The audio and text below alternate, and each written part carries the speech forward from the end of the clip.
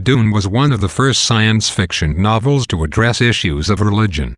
Many science fiction authors considered religion an outdated institution that would eventually lose its direct control over society. Many writers assumed that the separation of church and state would only widen in the future. Frank Herbert had a different conception of the future. Dune's universe employs a feudal government system that includes dukes and barons, and in which religion has a very strong presence in everyday life and politics.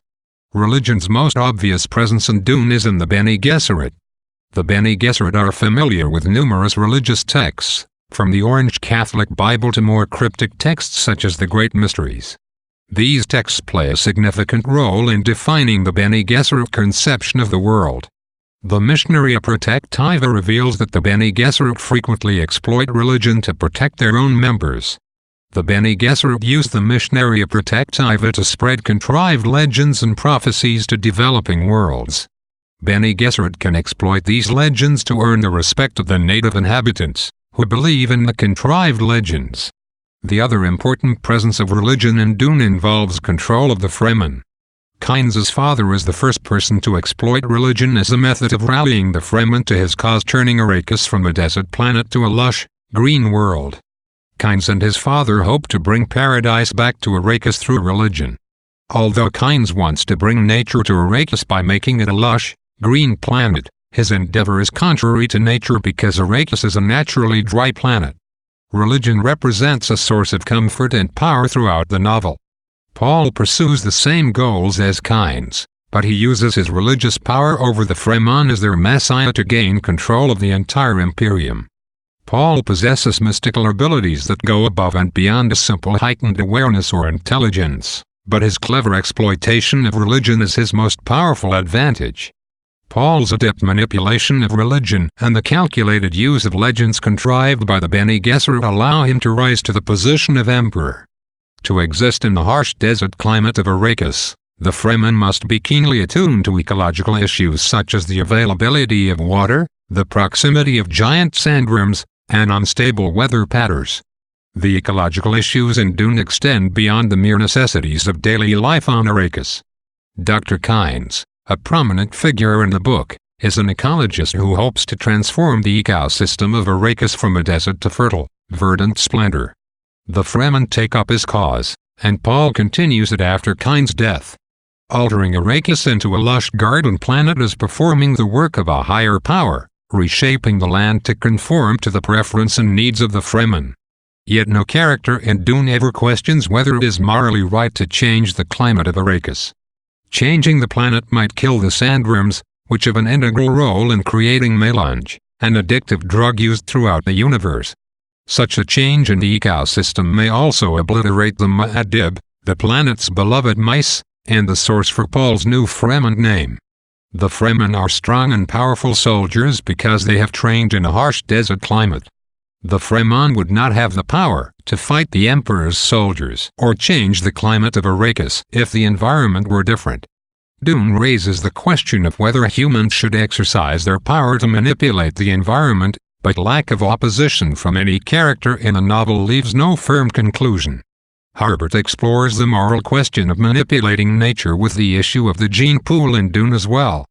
Paul is the Kwisatz Haderach, and his duty is to diversify the genetic makeup of the universe.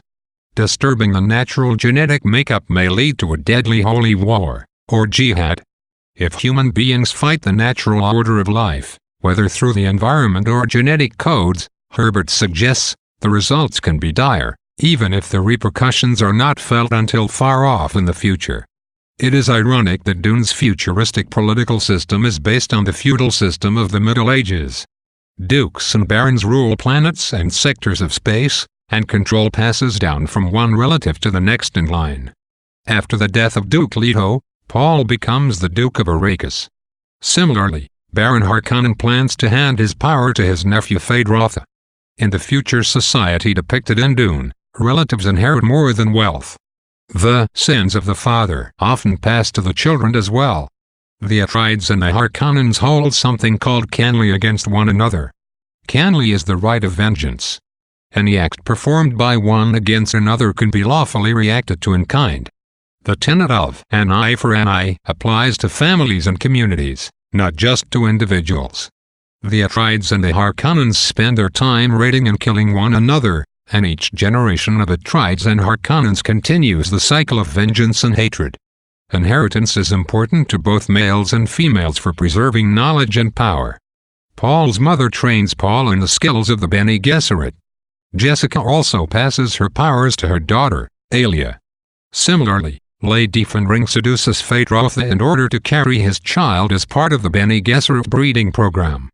Paul worries that the Bene Gesserit's plan to reinvigorate the human gene pool can be accomplished only through a jihad, a war that will spread across the universe. Birth and family lines are an integral aspect of relationships in Dune because they maintain tradition throughout thousands of years and thousands of worlds. One of the more distinctive aspects of Dune's environment is the existence of precognition, or knowledge about events that have not yet occurred. The mystical ability of certain human beings to see into the future brings elements of fantasy into the novel.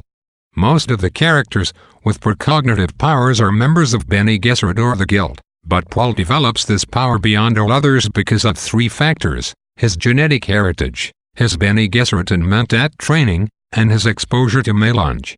Herbert never clearly describes the exact nature of Paul's powers, but given the improbable nature of some of Paul's predictions, his precognitive powers must work on a level beyond mere calculation. Paul's precognition gives him control. By knowing the future, Paul can shape events in the present to attain the results he desires. Of all his powers, precognition is perhaps the most useful, as well as the most terrifying. Paul feels that his precognition is both a blessing and a curse. He is concerned about having too much control over people, such as the Fremen, but he also feels driven to achieve his ultimate goal of gaining control of the universe,